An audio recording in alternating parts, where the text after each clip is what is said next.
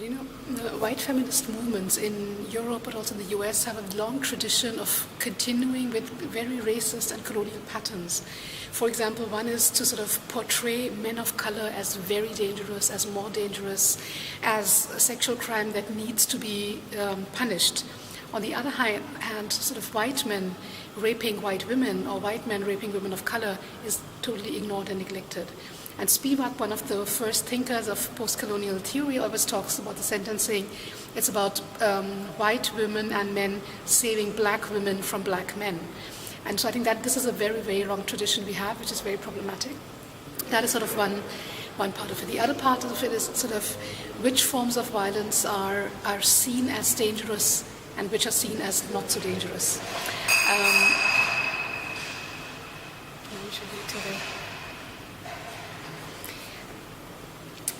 The second point would be I had this one example of a guy from England, a colonial man who went to Egypt, and in Egypt he was lobbying for women's rights, and basically he was lobbying for women to remove the veil. The same man at the same time in England, his home country, was in a group against the suffragette movement. So he was an anti-feminist at home, but in the colonial discourse he turned to be one of them who wanted to save women. And that is something we can see in the extreme right in Germany right now. The extreme right is obviously not at all feminist. They are very anti-feminist. They are very anti-gay people's rights. The only issue they talk about women's rights is when it comes to Muslim women. So that makes it very problematic. And this whole discourse about how you portray women is also very interesting. In the colonial history, it was very clear the white woman is, emancipated, rational, intelligent, has relatively enough money, and so on.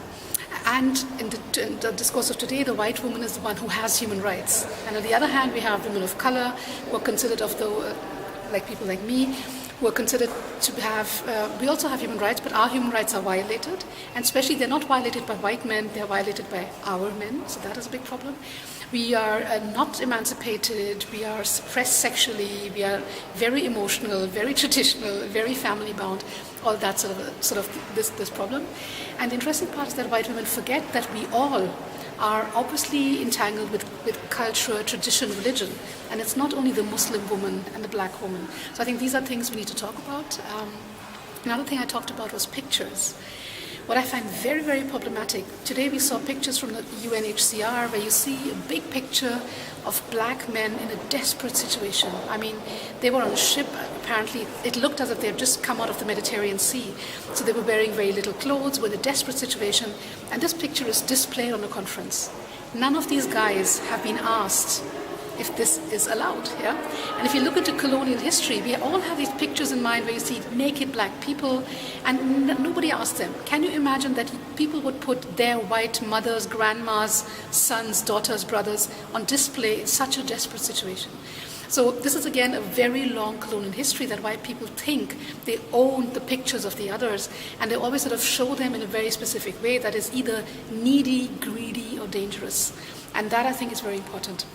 And from a feminist perspective, I think this sort of goes to all women, but especially also to women of color. I think it's very important, obviously, to talk about violence against women in all societies, in all religions. But I think it's also very important to show the agency women have. And quite often you see women of color in the feminist discourse only as victims, as crying victims. And obviously women of color also cry, but we also have agency, and we do a lot to end violence. We do a lot to challenge violences, and why are these pictures not shown? So these are basically different strands of feminisms that have been criticized by women of color and black women in Europe and the US for many, many years now.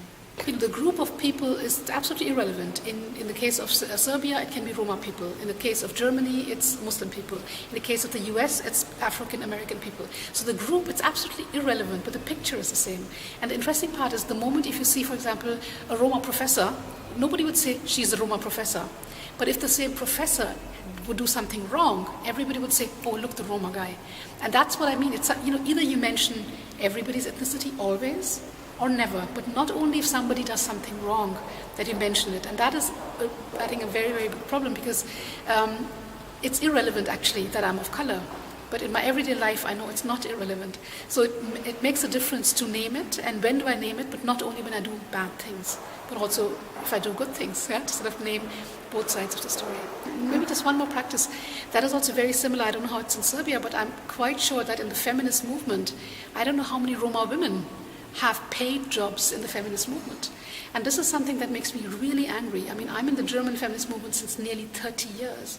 And since 30 years, we're talking about this issue. And in Germany, we are in the position that I would say since 30 years, the feminist movement, especially against gender-based violence, has heavy funding. Not enough, but we have heavy funding from the state. So we have the possibility to give women paid jobs. It's really interesting to see how many white women are still in these jobs and how little black women, women of color, Roma women are in these jobs. And sometimes we are hired, but as translators, not as social workers, not as lawyers, not as whatever. So I think there is also a big issue on sort of the resources we have, as limited as they are, who do we share them with? So do we share them with all women or actually only with white women?